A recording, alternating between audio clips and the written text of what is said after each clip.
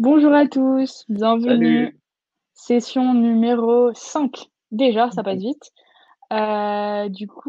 Bonjour Sonia, salut Arnaud, salut Loïc. Vous êtes tous encore présents, donc c'est très cool. Aujourd'hui, je vais aller un peu plus en détail sur qu'est-ce qu'un hash, qu'est-ce qu'un arrêt et qu'est-ce qu'un symbole. Donc, j'espère que vous avez bien bossé sur Codecademy. J'ai pas vu trop de questions passer sur Slack, donc peut-être que c'était assez simple. On va voir. On va essayer d'aller un peu plus loin aujourd'hui. C'est à peu près tout ce que j'ai à dire, je crois, hein. Oui, oui, Ouais, j'espère que vous avez passé un oui. bon week-end.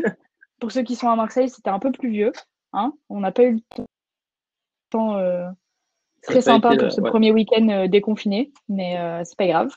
On se rattrapera après. Et du coup, je vous laisse avec Stéphane. N'hésitez pas, voilà, si vous avez des questions à le poser dans l'onglet questions. J'y répondrai et sinon, je passerai la main à Stéphane pour y répondre. Ça marche. Tout d'abord, bonjour à tous. Merci d'être encore si nombreux après cette cinquième ou sixième session. On va aujourd'hui, comme elle a dit Pauline, on va regarder plus en détail tous les arrays, les haches, les symboles. On va faire quelques exemples. Alors, je vais vous partager mon écran. Hop. Tu me dis lorsque vous voyez bien et que Moi, c'est bon. c'est impec pour tout le monde. Ah, je vais enlever les notifs vite fait. Tac. Voilà. Donc, c'est OK pour tout le monde? On est bon. OK, super. Donc, aujourd'hui, on va s'attarder un peu plus sur les haches et les symboles, mais on va récapituler un peu tout ce qui est ré avant et tout ça. Donc, là, dans le slide, on peut nous dire que tout ce qui est array et hash sont des collections, là où on stocke de la donnée. Faut voir ça un peu comme des listes d'éléments. Donc, on a le array, on le voit beaucoup plus comme une sorte de tableau, et on a le hash qu'on voit beaucoup plus comme un dictionnaire, qui possède donc une clé et une valeur. Donc là, on nous dit que dans ces collections-là, on peut stocker tout type de données, que ce soit des nombres, des strings, des booléens ou d'autres types de données, d'autres arrays, d'autres objets à l'intérieur. Pour les objets, on verra ça dans le dernier module, il me semble. Donc on va pas trop s'attarder sur tout ce qui est objet.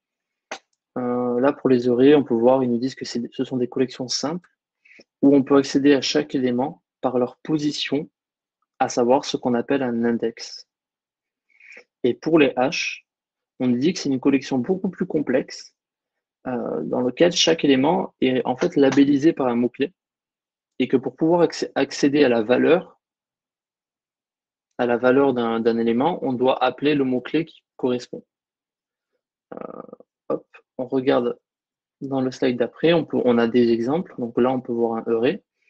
Dans cet array, qu'est-ce qu'il y a? Il y a un nombre, il y a une string, il y a un booléen, mais il y a aussi un autre array et il y a un integer. On nous parle de l'index. Donc on nous dit bien que le premier élément commence avec l'index 0, le deuxième commence avec l'index 1, après c'est 2. Là on a un array. Cet array-là, il porte l'index de l'array en entier, c'est 3. Mais si par exemple on voudrait accéder à l'élément qui se trouve à l'intérieur de l'array, il faudrait qu'on donne du coup le nom de notre array, plus l'index 3, plus l'index qui correspond à l'intérieur de cet array, parce que c'est un sous-array. C'est un peu, il faut voir ça comme un étage. Vous avez un bâtiment en fait, et vous avez votre array qui est comme ça, on le met droit, ça correspond à un bâtiment. À l'intérieur, on met un autre array qui correspond à un étage en fait. Et donc quand on rentre, on va lui dire bon, on va à l'index 3, ça revient à lui dire on va à l'étage 3. Et à l'intérieur de cet étage, on va à la porte numéro, je sais pas, index 0 par exemple, qui correspond au premier élément de ce sous-array. Et après, quand on ressort de cette array, on a notre suite d'index qui continue. On va voir cet exemple-là, si vous voulez. Si vous voulez, on peut le voir même maintenant. Je ne sais pas si c'est OK pour vous, ce niveau d'index, ce niveau d'index, tout simplement. Oui, vas-y, on peut faire un petit exemple, peut-être au moins comme ça. Un petit exemple rapidos. Ouais, au moins ça. On va, tac. Alors, on va prendre un array.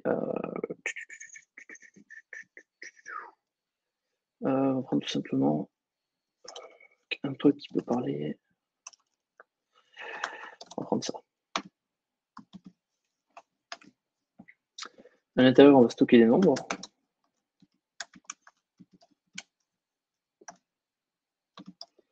Et on va stocker un autre sous-array. Dans cet array, on va remettre des nombres assez gros pour qu'on les démarque.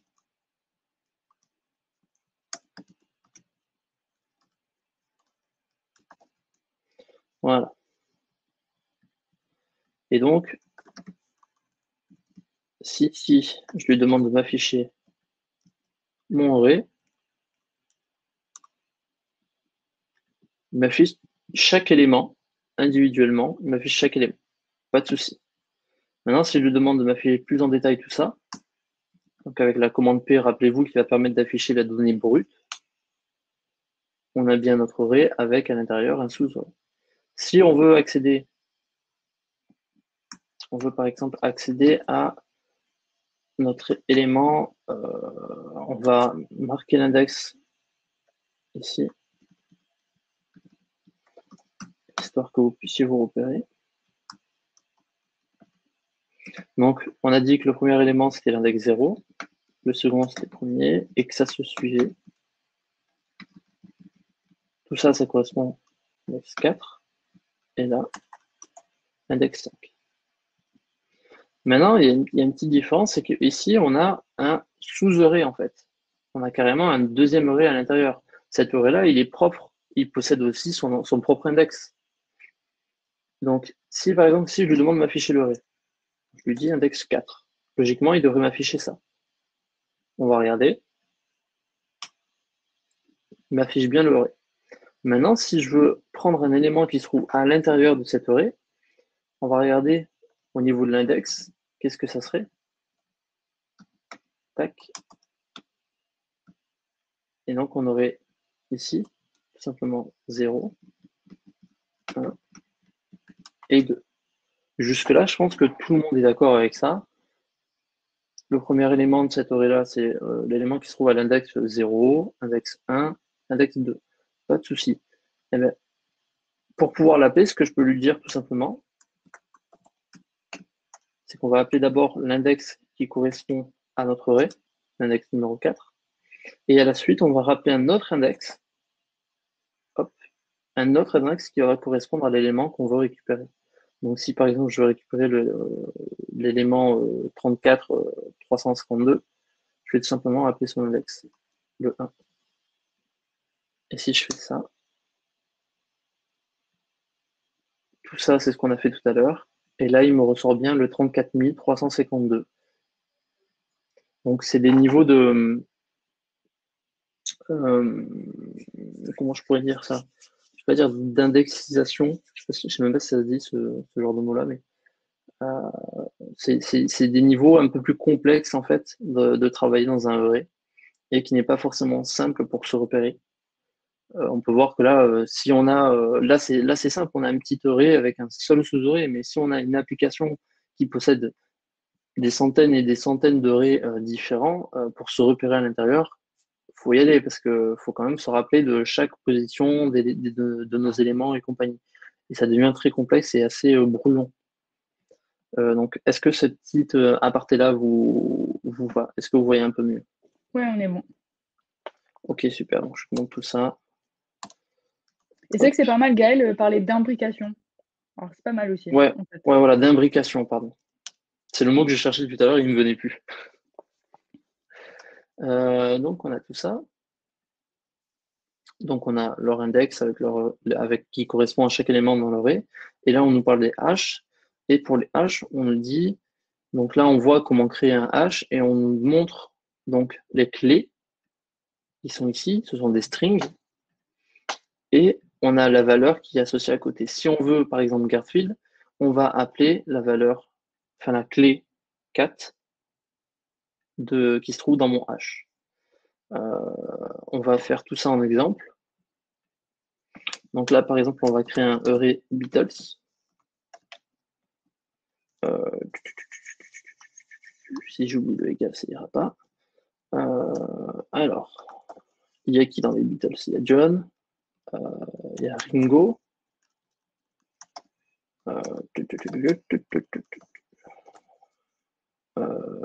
Il y a qui d'autre? Il y a Paul et George.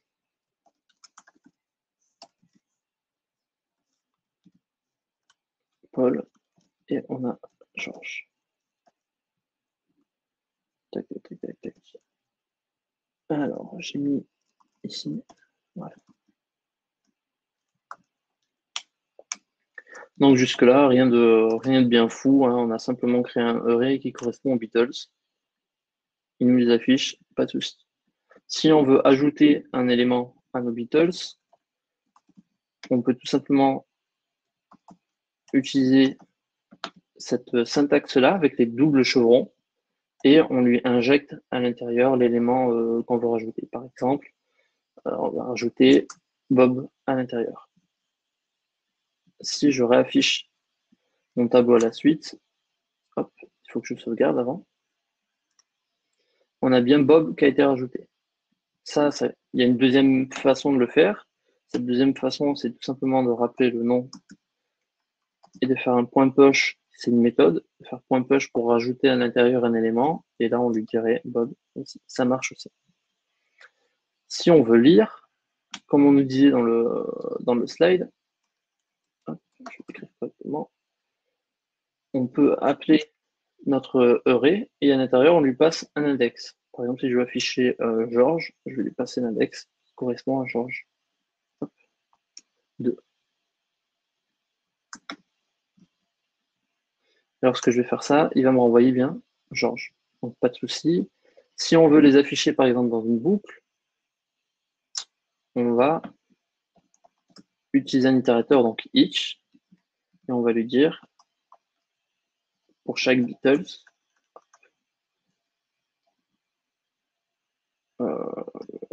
d'accord, on va mettre comme ça. Et on va lui demander de nous afficher tout simplement nos Beatles.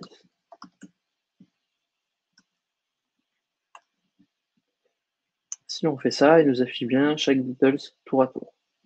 On a maintenant, moi, si je me dis, par exemple, si je connais pas le nombre d'éléments que j'ai dans mon array et que je veux afficher, si par exemple, je me dis, tiens, je vais afficher l'élément qui se trouve à l'index 7, par exemple, est-ce que d'après vous, on va avoir une erreur? Parce qu'on n'a pas d'élément qui se trouve à l'index 7. On n'a pas cet élément-là. Donc, est-ce que d'après vous, Ruby va comprendre et va se dire, bon, j'ai rien, je t'envoie de l'absence de valeur, je t'envoie nil. Ou est-ce que Ruby va dire, bah, tiens, je t'envoie une erreur, donc hop, on va tester ça. Et en fait, Ruby nous envoie bel et bien nil, donc il comprend qu'il n'y a pas de valeur et il nous le signale en nous disant, bah, tiens, je te renvoie nil. Donc, on va mettre un petit commentaire ici pour lui dire, que on va obtenir nil. Donc là, on a fait tout ça. Si maintenant on veut faire un update, hop, ah ben c'est simple aussi. On a tout simplement ici, on va lui passer l'index de l'élément qui correspond. Par exemple, si je veux update, on a Ringo. Donc Ringo, ça correspond à l'élément 3, enfin l'index 3, pardon. Et si je veux l'update, je peux tout simplement le réaffecter, donc lui dire par exemple, ce sera Ringo avec un S. Si je fais ça, hop, on va réafficher. Tac. Est-ce qu'on a bel et bien Ringo avec un S? On a Ringo qui a été update. Ça s'appelle bien Ringos à la place. Et maintenant, pour le delete, c'est tout aussi simple. On appelle notre array et on va passer une méthode qui s'appelle delete at. Et à cette méthode-là, on va lui donner donc l'index qui correspond. Là, par exemple, nous, on va supprimer, on a rajouté Bob tout à l'heure. Bob correspond à l'index 4. Donc, on va faire ça. Et on va réafficher notre tableau juste après. Et on va voir si Bob y est toujours à la fin. Bob a bel et bien disparu. Au revoir Bob. Tac. Donc, on a pu voir qu'on a pu créer notre array, on a pu ajouter, on a pu le lire, on a pu le lire d'une autre façon un peu différente avec un itérateur. On a pu le update et le delete. Maintenant, Et oui, Stéphane, avant de passer au H, il y a Vanille qui se posait la question de comment on fait pour enlever un élément en fait quand on a un array multidimensionnel.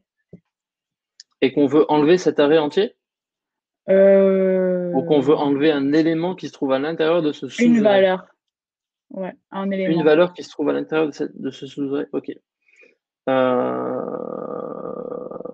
je pense tout simplement qu'on pourrait alors avoir si la méthode delete at, si elle peut prendre deux arguments, Mm, tout simplement pour pouvoir lui donner cet index-là et lui dire tu vas dans cet index-là et tu me supprimes tel index par exemple. ça marche. Donc Ce qu'on à peut ma faire, con- Vanille, c'est qu'on le rajoutera dans le code. Je sais que je t'avais dit qu'on le faisait dans l'ancien et en fait, je crois qu'on a oublié. Donc là, je me le note bien et on le rajoutera dans le code qu'on vous postera sur Replit. Au moins, comme ça, tu pourras aller voir. Ouais, ce sera beaucoup plus simple. Ouais. Il Ouais, faudrait que on j'aille fera voir en ça. fait tout simplement si cette méthode prend un argument ou pas. Sinon, ce sera un peu plus long, mais on le fera aussi. Mm. Faut juste penser à le noter. Ouais, c'est bon, j'ai noté. Cool. Donc maintenant, là, on a vu tout simplement tout ce qu'on appelle un CRUD, donc créer, lire, update, supprimer. On va faire pareil avec un hash. Donc, on va prendre le même exemple avec les Beatles aussi. Donc, tac, je vais commenter tout ça, histoire qu'on ait plus de, hop, l'affichage qui soit lié.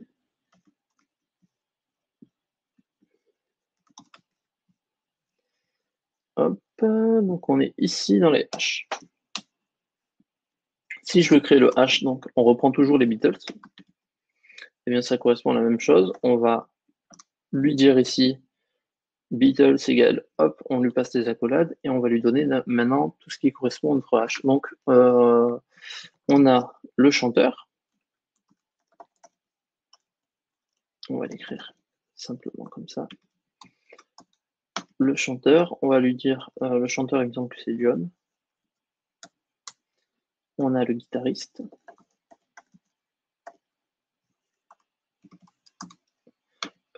Le guitariste, c'est Paul. Enfin, je regarde mon petit mémo parce que je me rappelle jamais des Beatles. Hein. On a le bassiste. Le bassiste, c'était George, il me semble. Et on a hop, le batteur qui correspond à Ringo, je crois. Si je me trompe pas, c'est ça. Vérifier, c'est bien ça. Donc là, on a notre hash. Si je lui demande de m'afficher le hash, hop, on va faire un peu de nettoyage ici. Voilà. Si je lui demande de m'afficher mon hash, maintenant il m'affiche les paires clés-valeurs. Donc il m'affiche le chanteur, John, guitariste, la valeur associée, etc. Si on veut, alors on va d'abord rajouter, tac, on va d'abord le lire. Si on veut lire un élément, on peut tout simplement appeler notre hash et on va lui passer à l'intérieur la clé qui nous intéresse. Si par exemple on va avoir le chanteur, on peut tout simplement lui passer la clé de donc singer et il va nous renvoyer la valeur associée. Hop, si on fait ça, il nous renvoie bien John. Si jamais on fait pareil avec le guitariste, il va nous renvoyer Paul. Donc il nous renvoie bien Paul. Maintenant, si je fais la même avec cette fois un pianiste, est-ce que ça va faire comme pour le Ré? Est-ce qu'on va aussi obtenir nil ou pas? Nous allons vérifier ça. Donc on nous renvoie bien nil, ce qui veut dire qu'il ne va pas créer d'erreur. Il sait très bien que il n'y a pas de clé pianiste qui existe dans notre hash et qu'il n'y a pas de valeur associée. Donc pour lui, il nous dit tout simplement, je te renvoie nil parce que j'ai une absence de valeur. Donc comme un Ré, là, on obtient nil. Maintenant, si on veut ajouter un élément, on va faire après l'ajout d'éléments, on va le faire après. Parce que là, on reste dans l'affichage. Donc, si on veut l'afficher, comme tout à l'heure, on a pu afficher de deux façons différentes. Soit on appelait notre array et on lui passait l'index, soit on utilisait l'itérateur each. Donc là, on va faire pareil. On va essayer de voir avec l'itérateur each comment on affiche tout ça. Donc, comme tout à l'heure, on appelle notre hash. On lui donne le point each. On a do. Si on a un do, on a end. Tac. Et cette fois, entre pipe, en fait, on n'a plus un seul placeholder qui correspond à un élément. On en a deux. On a le placeholder qui va correspondre à la clé et celui-là qui va correspondre à la valeur. Donc la clé, on sait que ça va être soit chanteur, guitariste, batteur, et ainsi de suite. Donc en fait, ce serait le rôle dans le groupe. On pourrait appeler ça un rôle. Donc on va lui dire le rôle. Et on sait que la valeur associée, c'est tout simplement le nom du musicien. Donc on pourrait tout simplement dire name. Et on va lui demander de nous afficher the. On va lui donner le rôle is et on va lui passer le nom. Et de cette façon, il devrait nous dire le chanteur est John, le guitariste est Paul, et ainsi de suite. On va vérifier ça. On a bel et bien donc ici le chanteur est John, le guitariste est Paul, le bassiste est George, et ainsi de suite. Donc on a vu qu'on a pu l'afficher de deux manières différentes. Maintenant, on va ajouter un élément à l'intérieur de notre hash. Pour ajouter un élément, on appelle notre hash et on lui donne entre crochets la clé que l'on veut lui rajouter. Par exemple, tout à l'heure, on n'avait pas de pianiste. Mais maintenant, moi, je veux rajouter un pianiste. Donc, on va rajouter un pianiste et on va tout simplement lui donner ensuite la valeur. Donc, la valeur, on va dire que c'est Bob. Bob qui nous a quitté tout à l'heure. Hop. Donc, on va lui donner Bob. Et si je raffiche les Beatles, est-ce que Bob a été rajouté? Et on peut voir ici, il y a bel et bien Bob qui a été rajouté. Alors, est-ce que l'écriture est trop petite ou ça va, vous voyez?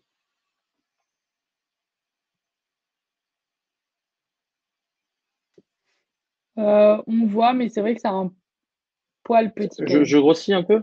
Ouais, si c'est possible. Ouais, voilà, c'est un peu mieux quand même. Ok, ok. Je vais essayer de. Tac. Voilà. Vous avez un peu plus de place. Ouais, c'est mieux. Voilà. Donc, on a Bob qui a bel et bien été rajouté en tant que pianiste. Maintenant, pour un update, comment on fait? Eh ben, un update, c'est tout simple. C'est exactement la même chose que lorsqu'on va rajouter. On lui passe des crochets et on va lui donner tout simplement notre clé. Donc là, notre clé, par exemple, si je veux adapter le pianiste, je veux plus que ce soit Bob, je veux que ce soit, par exemple, je sais pas, Jacques. Un nom très français pour un Beatles. Eh bien, tout simplement, on va refaire exactement la même chose. On va appeler notre hash, on va lui passer entre crochets la clé qui correspond à l'élément qu'on veut modifier. Donc moi, je veux modifier le pianiste, donc je lui passe ma clé de pianiste et je vais tout simplement réaffecter la valeur associée. Donc là, je lui dis tout simplement Jack. Et si je raffiche tout ça, ici, on n'a plus Bob, on a bel et bien Jack qui a été mis. Donc là, pareil, on a pu lire de deux manières différentes. On a pu ajouter, on a pu supprimer, enfin on a pu update. Maintenant, on va voir comment supprimer tout ça. Donc supprimer, c'est tout aussi simple. On a tout simplement une méthode delete. Et à cette méthode delete, on va lui donner la clé qui correspond. Je veux supprimer par exemple le pianiste. Je vais lui passer ma clé pianiste. Et si je réaffiche tout simplement mon tableau, hop. Est-ce que le pianiste va rester? Suspense. On regarde, on n'a plus de pianiste. On a le batteur, le bassiste, le guitariste, le chanteur, mais on n'a plus de pianiste. Donc, on a réussi à supprimer et à faire tout ça. Donc maintenant, c'est cool, pas de souci, on a pu faire tout ça. On va aller regarder au niveau des slides. Donc, on a pu voir le CRUD pour les arrays, on a pu voir le CRUD pour les hash. Maintenant, on va regarder, on nous parle des symboles. Donc, comme on dit, jusqu'à présent, on utilisait des strings pour faire référence à des clés. Donc, les clés, si je retourne, c'est bien ça, les clés. Et on utilisait des strings. Parce que si on peut voir, on peut bien observer qu'il y a des quotes autour. Et donc, on nous dit qu'on utilisait ça avec ce qu'on appelle une requête syntaxe. La requête syntaxe, c'est quoi? C'est tout simplement ça. Le petit égal suivi de la flèche. C'est tout simplement pour dire, ça a l'image d'une requête, donc on l'appelle la syntaxe requête. Et là, on nous dit qu'en fait, il y a beaucoup plus qu'une simple string pour pouvoir représenter une clé. En fait, il y a ce qu'on appelle un symbole. Un symbole, c'est d'autres types de données encore qui sont des utilités bien spécifiques. Donc, on vous dit qu'il faut toujours se souvenir qu'un symbole est différent d'une string. Donc, on va voir pourquoi c'est différent. On va aller tester ça maintenant. Si, par exemple, tac, on va lancer. Donc là, pour moi, je lance l'IRB, c'est une console de test. C'est un peu comme un bac à sable dans lequel je peux faire tout plein de tests pour tout simplement tester des choses. Donc si, par exemple, j'ai une string, Ruby dit bien que c'est une string, nanana. Si, par exemple, je vais appliquer une méthode dessus qui s'appelle objectID, je vais vous expliquer ce que c'est. Le objectID, en fait, il va aller chercher dans l'emplacement de ma mémoire RAM où sera stockée la string que j'ai appelée. Je m'explique. Lorsque, par exemple, je vais appeler une string qui sera, par exemple, John. Tac, on va le mettre ici. Si j'appelle John,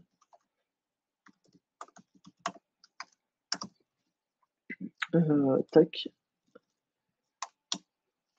voilà. Donc là, par exemple, si j'appelle John, Ruby, lui, ce qu'il va faire, il va dire, tiens, tu m'appelles cette string John, ben, je vais regarder dans ma mémoire RAM. Il faut considérer la mémoire RAM comme si vous aviez un mur rempli de tiroirs.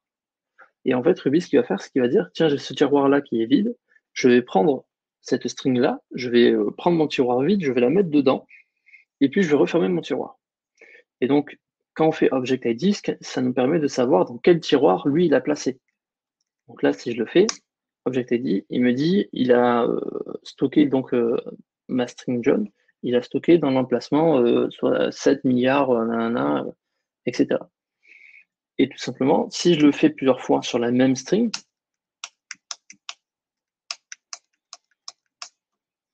on peut s'apercevoir que Ruby ne stocke jamais dans le même emplacement la même string. Même si c'est exactement la même string qu'on a appelée plusieurs fois, il ne va jamais la stocker dans le même emplacement. Et ça s'observe ici.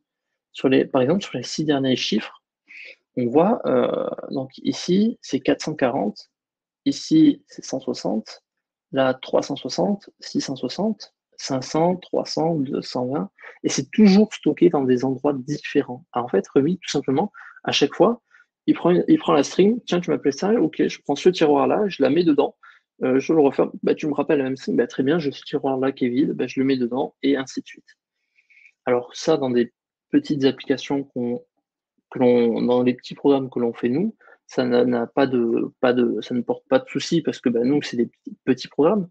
Mais lorsqu'on a des programmes qui nécessitent des centaines et des centaines de lignes de code, ça peut mettre un peu plus de temps à trouver de la donnée, un peu plus de temps à s'exécuter, et donc on perd en efficacité et en rapidité. Donc on a les symboles. On va regarder ce qu'est un symbole. Si par exemple ici, je teste. Donc, je vous parlerai de la syntaxe un peu sur les symboles un peu plus tard. Donc là, tout simplement, un symbole, c'est tout simplement deux points suivis de caractères. Le premier caractère qui suit une symbole est toujours une lettre, et ensuite, ça peut être n'importe quoi. Donc là, moi, par exemple, j'ai mis John, et je lui ai mis deux points avant. Donc, Ruby comprend que c'est un symbole. Donc, si, par exemple, je fais John, tac, tac, tac. Si je demande, par exemple, à Ruby la classe, il va bien me dire c'est un symbole. Donc jusque-là, pas de souci. Maintenant, si j'applique la méthode objectID sur ce symbole-là, on va le faire. On a l'emplacement 2 845 788. Déjà, on peut voir que Ruby ne l'a pas stocké au même endroit qu'il aurait stocké une string. Là, on peut voir que c'est un chiffre à rallonge, alors que là, on a juste 7 chiffres. Donc, pas de souci. Mais si je vais rappeler plusieurs fois cette méthode objectID sur John, en fait, on peut s'apercevoir qu'on a le même emplacement pour tous. Donc, ça veut dire que Ruby va traiter les données différemment. Une string, à chaque fois qu'on va l'appeler, il va prendre un nouvel emplacement dans notre mémoire RAM et il va la mettre à l'intérieur. Donc, ça va nous prendre de la place, on va perdre en efficacité, on va perdre en rapidité. Tandis qu'un symbole, il prend le symbole, il le stocke dans un tiroir qui est beaucoup plus près, il le met dedans, et à chaque fois qu'on rappelle ce symbole, il comprend automatiquement qu'il se souvient que ce symbole a été stocké dans tel tiroir, et il va tout simplement récupérer le même tiroir. Donc, on va gagner en efficacité, en rapidité, en temps d'exécution, et on va gagner aussi en mémoire dans nos programmes, en fait. Donc, est-ce que cette petite aparté-là, pour vous, est claire?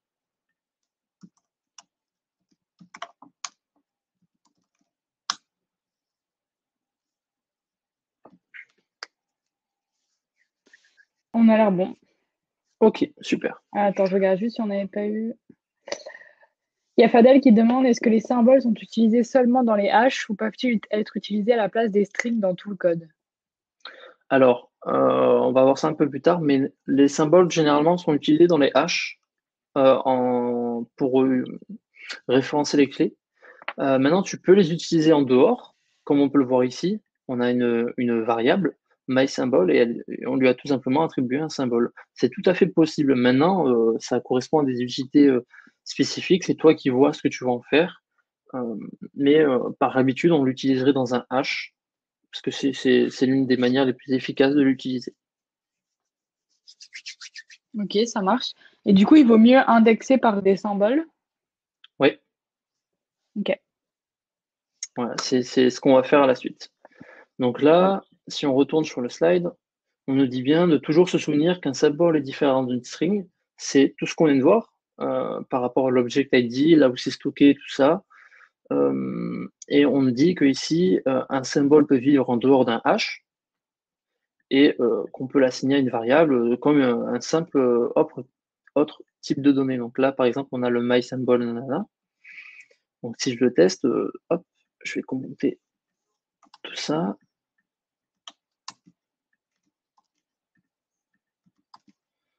Hop, et tac.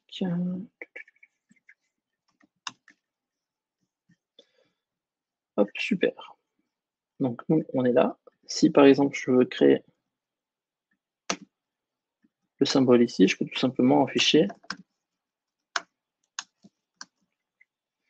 Je peux l'afficher, ça va marcher. Hop. Hop, il m'affiche bien le symbole. Si je veux avoir la donnée brute de ce que c'est, je lui demande de m'afficher mySymbol avec l'instruction P. Il me renvoie bien les deux petits points devant, ce qui signifie que c'est un symbole. Si je lui demande la classe,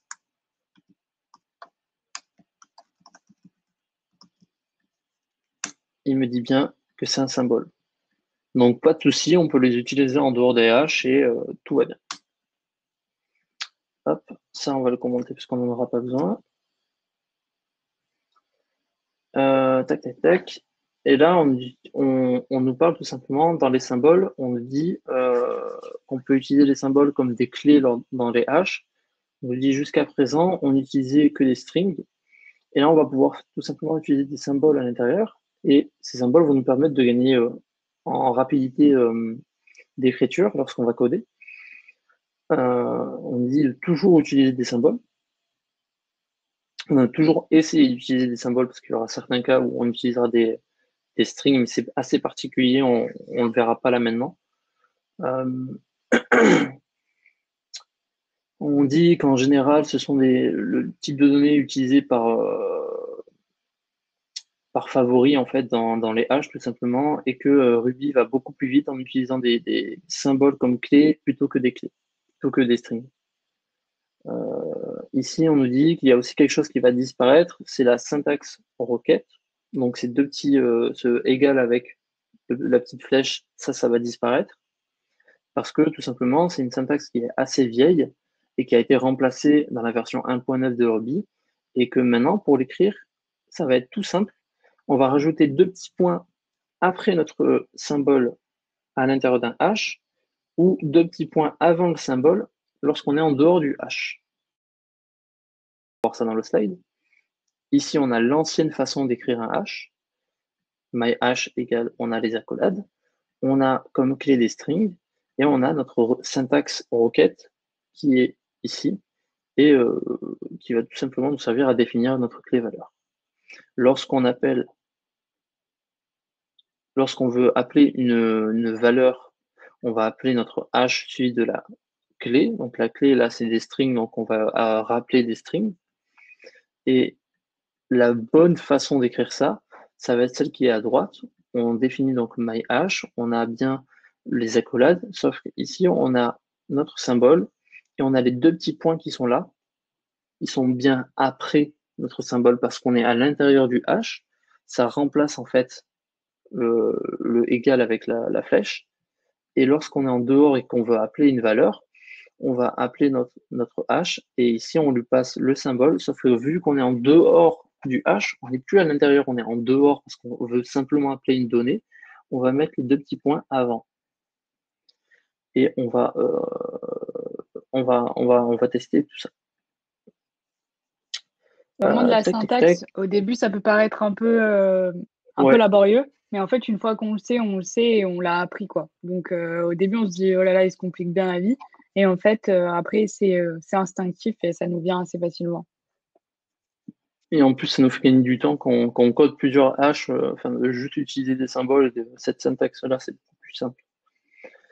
Euh, tac, tac, tac. Donc, avant de créer tout ça, on va voir, je vais vous montrer une petite, ça c'est une petite aparté en fait pour vous montrer une méthode pour convertir des strings en symboles. Si par exemple j'ai une string ici et que je veux la convertir en symbole, il y a une méthode qui existe qui est tout simplement .toSim qui va tout simplement convertir ça et me l'afficher en tac. Si par exemple on crée une variable ici, on va dire que test égale. Hop. Ici j'affiche test et là je affiche test. Donc là, c'est juste la petite aparté pour vous montrer qu'on peut convertir. Faire la conversion, c'est simple et c'est possible. Ici, à la ligne 95, je lui définis une variable. Je lui dis que cette variable, on lui affecte la valeur string à l'intérieur. On l'affiche, il nous affiche bien string. Et je lui ensuite réaffecte une autre valeur. C'est tout simplement string avec la méthode .toSim. Donc ça va la convertir en symbole. Et je la réaffiche et ça me raffiche bien un symbole. C'est juste pour vous dire que c'est possible. Donc, on va refactoriser notre hash avec des clés. Tac, tac, tac, tac, tac. Hop. Donc, on avait, je vais reprendre cette parcelle de code là.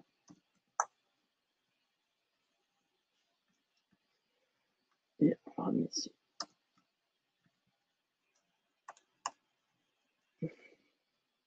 Hop. Donc voilà, avant on avait cette syntaxe là. Maintenant, nous, ce qu'on va voir, c'est on va supprimer les requêtes et on va supprimer les quotes et on va tout simplement lui mettre deux points à la place. Et là, on a tout simplement mis nos symboles à la place. Tac.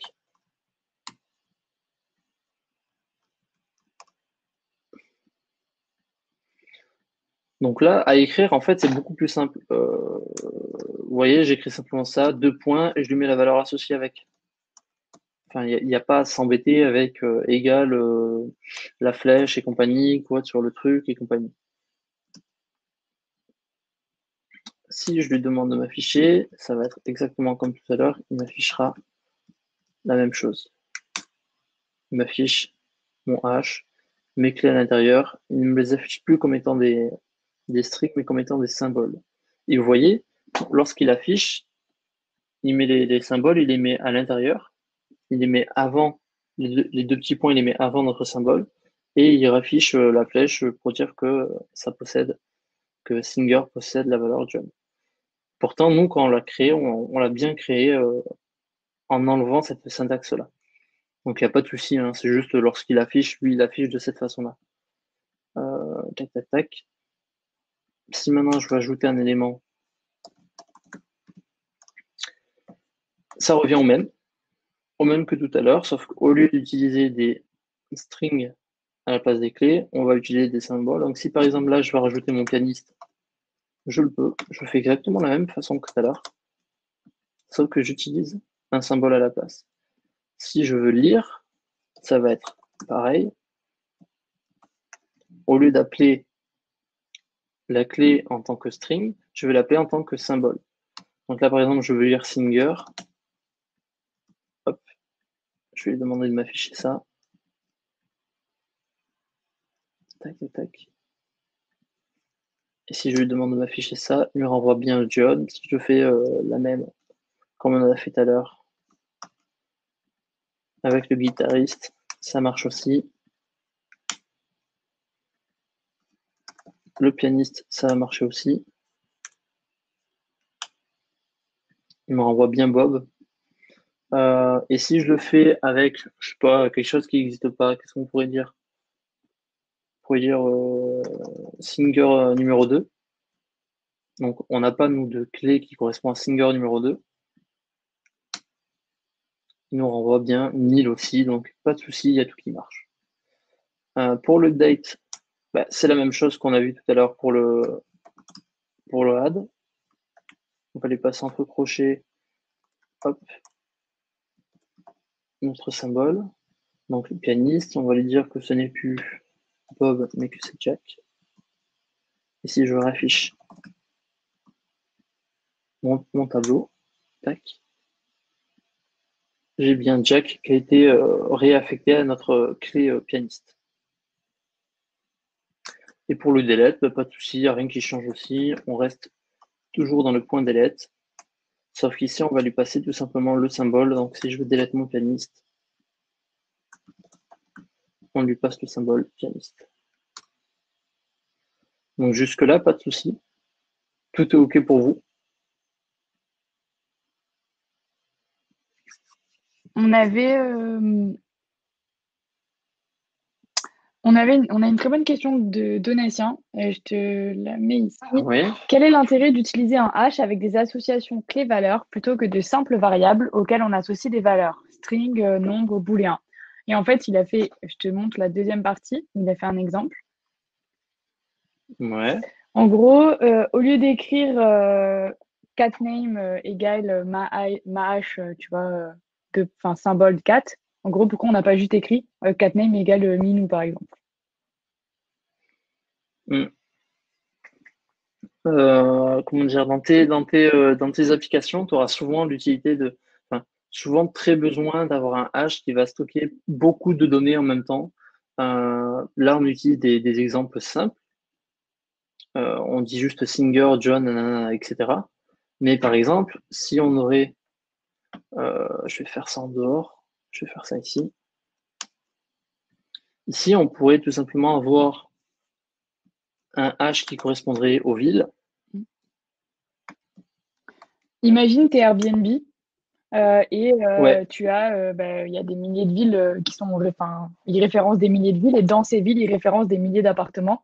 Et du coup, en fait, si à chaque fois ils avaient, enfin voilà, Marseille comme variable, ils avaient Marseille appartement 1 égale et l'adresse de l'appartement, Marseille appartement 2 égale, Marseille appartement 3 égale. En fait, c'est pas très efficient, c'est pas très efficace comme manière de stocker de la donnée.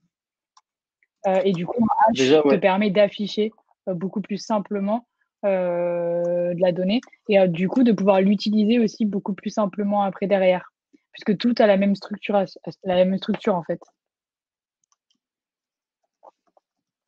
Je sais pas, voilà. Par exemple, si on prend juste un exemple vite fait, là, on aurait ce genre de choses, Paris, etc. On pourrait tout simplement lui rajouter un autre H à l'intérieur, ou à l'intérieur, on met d'autres informations, le pays, la population, la langue parlée, le nombre d'hôtels à l'intérieur. On pourrait faire pareil, je sais pas, avec d'autres trucs, d'autres villes, en fait.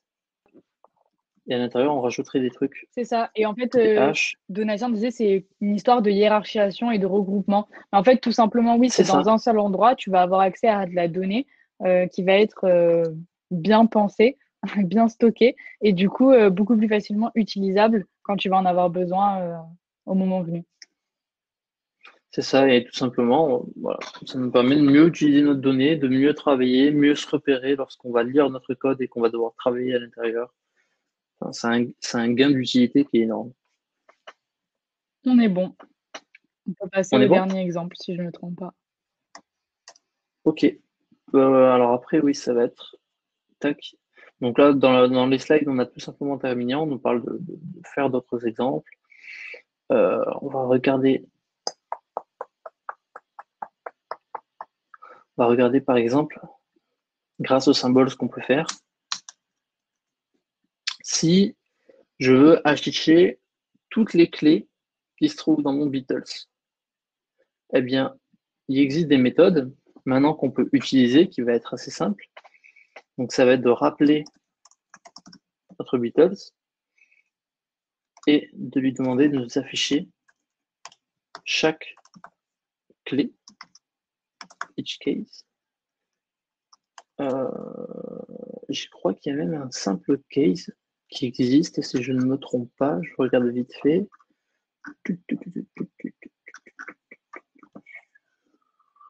Il y a un case qui existe aussi. Donc nous, ce qu'on va utiliser ici, on va utiliser le each case et on va lui dire, hop, j'ai commenté. Ce qu'on a dans notre hash Beatles, on a les rôles et on a les noms. Les clés, ça correspond au rôle. Donc, on va tout simplement en placeholder lui donner le rôle et on va lui demander de nous afficher le rôle qui est ici. Je vais juste commenter ça.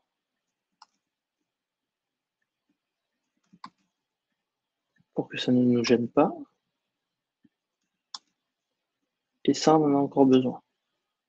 Donc là, pour que vous compreniez, j'ai gardé le hash ici qu'on a créé parce que tout simplement, je m'en sers dans mes autres lignes suivantes. Hein. C'est pas parce qu'on ne le voit pas que ça veut dire que je n'y ai pas accès. Hein. Voilà, c'est juste pour préciser. Donc là, la méthode each.key, en fait, enfin each underscore key va me permettre d'afficher tout simplement toutes les clés. Donc si je le fais, on a bien toutes les clés qui vont s'afficher ici. Ça correspond au même, ça correspond à la même chose que de faire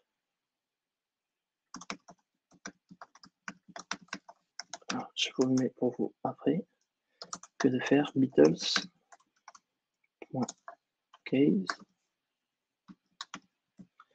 D'où on a aussi les rôles. Et de lui demander de nous afficher ça.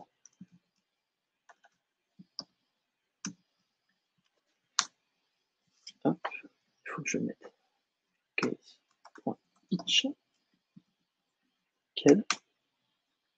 Donc là, les deux méthodes ici qu'on a vues pour pouvoir afficher les clés, c'est deux façons de faire différentes, mais qui va nous donner le même résultat. On a bien singer, guitariste, bassiste, drummer qui apparaissent. On peut faire exactement la même chose avec les valeurs.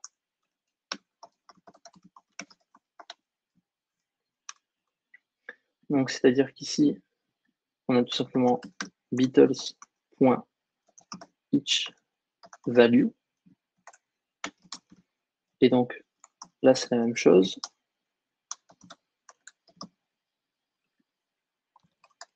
Hop. On n'a plus les valeurs, donc les clés, ce sont des rôles, les valeurs, ce sont des noms, donc on va l'appeler le name, et on va lui demander ici d'afficher name. Si on fait ça, logiquement, on va avoir tous les noms à côté, donc John, Paul, George et Ringo. On peut faire exactement la même. Hop. Sauf qu'ici, ce serait values.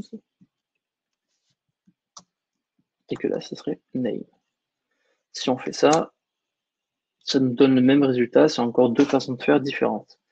Donc, pourquoi je vous ai parlé de faire les clés, pourquoi je vous ai parlé de faire les valeurs, c'est tout simplement que plus tard, vous aurez la possibilité de, si par exemple vous allez coder et que vous voulez vous assurer que une donnée est présente dans un hash, vous allez pouvoir lui dire, par exemple, B d'afficher Beatles, de lui demander si la clé se trouve à l'intérieur. Quelle clé? Donc on va lui dire par exemple, est-ce que la clé du chanteur numéro 2 existe à l'intérieur? Et ce genre de méthode-là, key, point d'interrogation, value, point d'interrogation, va nous renvoyer une valeur. Là, elle me renvoie faux, parce que effectivement, il n'y a pas de clé singer to. On va mettre le drummer. Et si elle y est, il nous renvoie vrai. Et ça va nous permettre de créer des conditions, de lui dire si cette clé n'existe pas, tu vas me la rajouter. Si elle existe, alors tu la prends, tu vas la modifier, tu vas l'adapter à tel truc. Ça dépend des utilisations qu'on a à faire dans notre application. Tac, tac, tac. Donc là, je vous ai parlé de ça. Est-ce qu'on a le temps de faire d'autres exemples? 10. Est-ce qu'on prend les 5 dernières minutes histoire de répondre à des questions? Ce serait peut-être un peu plus simple pour eux. Alors, est-ce que vous avez des questions, des éléments un peu complémentaires sur lesquels vous voulez qu'on aille? On a une question de Mathieu qui demandait est-ce que Ruby nous permet essentiellement de traiter de la donnée, en fait, s'il comprend bien? En fait, Ruby va beaucoup plus loin que ça. Ruby vous permet de créer des applications et de coder des applications web. Là, on voit juste une partie, on a l'impression que c'est que de la donnée. En fait, qu'est-ce qu'on fait? On commence à créer des petits méthodes et des petits programmes qui nous permettent d'afficher des informations. Exactement. Alors, je vais enlever le partage. Comme ça, vous me voyez vous répondre. Alors, vos questions.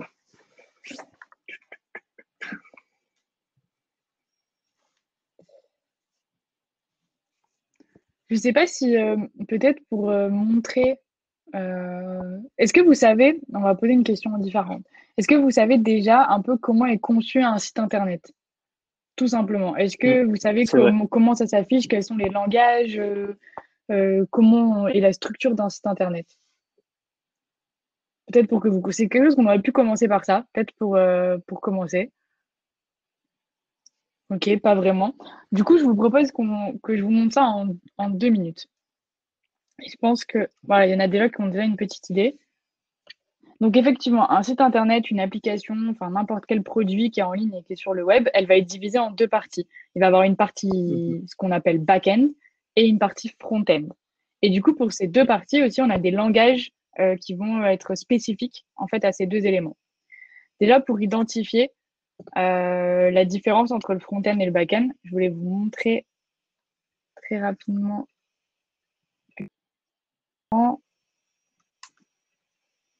un exemple que j'aime bien faire. Si on va sur le monde, ici, on a un site donc, qui est complet, avec pas mal de liens, pas mal d'informations.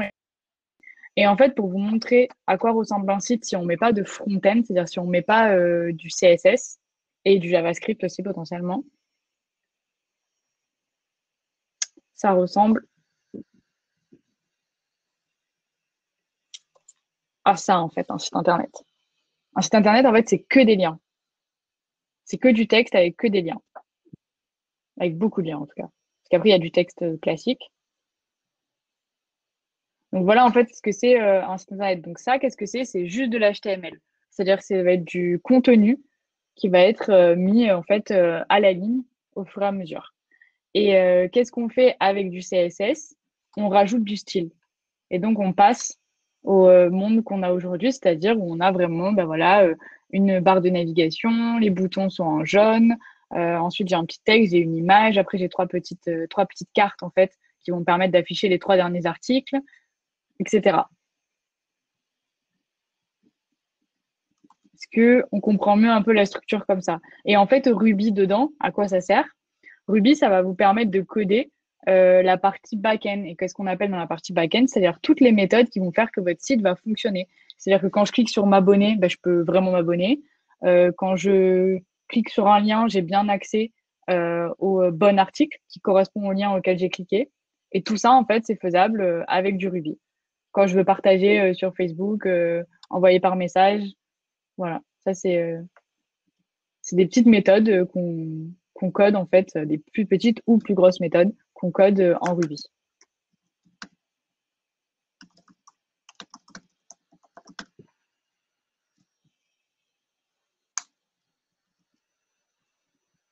Pour la mise en page, c'est que du CSS. Alors oui, la mise en page, c'est que du CSS dans la majorité du cas. Après, vous avez des librairies comme ce qu'on appelle les librairies Bootstrap, en fait, qui vous permettent, qui ont un peu automatisé le CSS et qui vous permettent de l'utiliser. Mais dans la majorité du cas, c'est que du CSS. Et après, pour avoir un peu plus d'animation ou pas forcément rafraîchir la page tout le temps ou ce genre de choses, là, on utilise du JavaScript. Donc, on utilise du JS.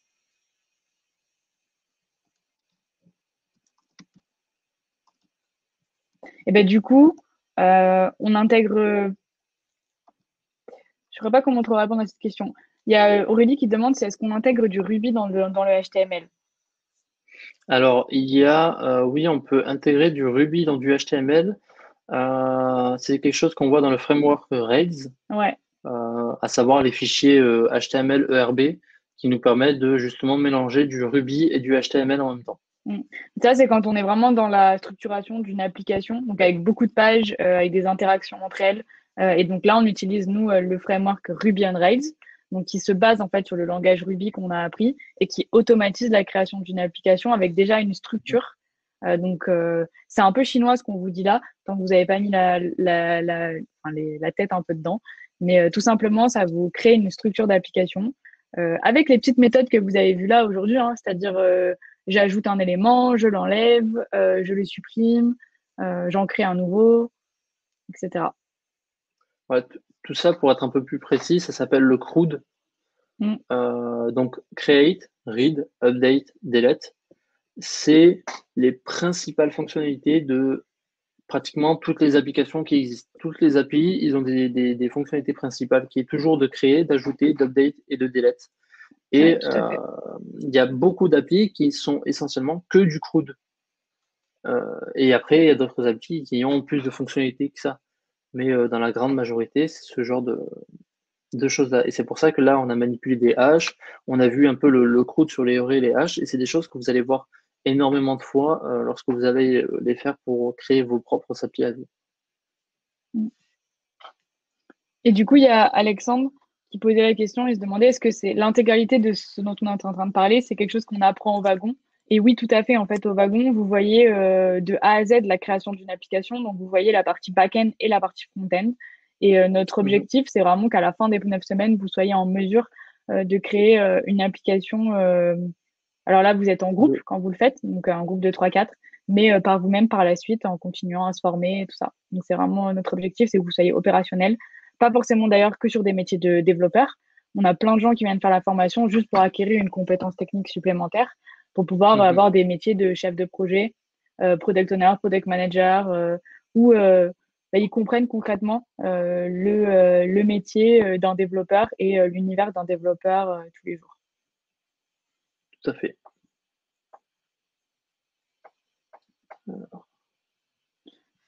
Il y a Charlotte qui demande est-ce qu'on est obligé d'avoir du JavaScript ou est-ce qu'on peut se débrouiller avec HTML, CSS et Ruby? Alors, tu n'es pas du tout obligé d'avoir du JavaScript dans tes applications. Tu peux avoir juste en fait une page HTML avec du CSS et ça fait ton style. Ruby, on l'utilise quand on a en fait des fonctionnalités complémentaires qui sont pas juste faisables avec de l'HTML, CSS. Par exemple, une connexion, une inscription, euh, l'ajout d'un article, par exemple. Enfin, voilà, il y Oui. a plein de petites possibilités qui sont faisables avec Ruby. comme d'autres langages aussi.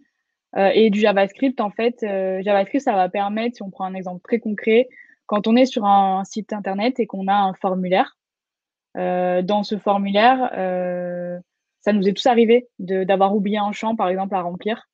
Et en fait, quand on clique sur envoyer, et ben de suite, on a erreur, il vous manque un champ et par exemple, le formulaire nous a tout supprimé ce qu'on venait de rentrer. Et ben, par exemple, ça, avec du JavaScript, il y a une possibilité de faire que vos données restent affichées et qu'on vous mette juste peut-être en rouge la case qu'il faut que vous avez oubliée et qui fait que l'expérience utilisateur est beaucoup plus sympa sur la plateforme. JavaScript, ça va être surtout lié un petit peu à l'expérience utilisateur et se dire, ben, je crée une expérience qui est plus sympa pour mon utilisateur et plus efficace.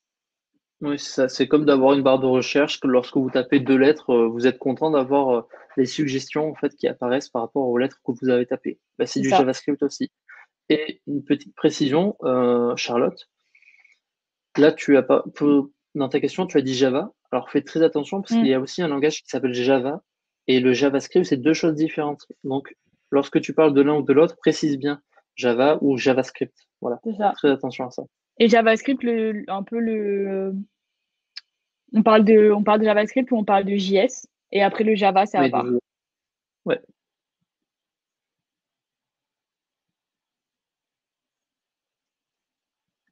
Ok, super. Ok. N'hésitez pas après si vous avez des questions complémentaires, enfin des questions pour aller un peu plus loin ou quoi, bah, à poser les questions sur le Slack. Et sinon, à me faire un message perso aussi sur Slack enfin, pour qu'on puisse en discuter un petit peu de vos projets et tout ça. Donc, je prévois aussi bah, voilà, d'appeler certaines personnes et avec l'équipe qu'on puisse vous rappeler dans la semaine pour avoir un peu votre point de vue. Donc, n'hésitez pas si vous voulez prendre les devants, on est dispo. Je vous souhaite une bonne journée, un bon appétit. On se voit jeudi. Et jeudi Ouais. aussi, on aura des petites surprises parce que j'aimerais bah, qu'on fête ensemble en fait la fin de Stay Start Coding lundi prochain, parce que ce sera déjà la fin. Et du coup, je Mm. vous poserai quelques petites questions pour qu'on arrive à organiser un petit apéro virtuel pour décompresser tous ensemble. Donc, on se tient au courant. Bonne Ça marche. journée. Bonne journée à vous.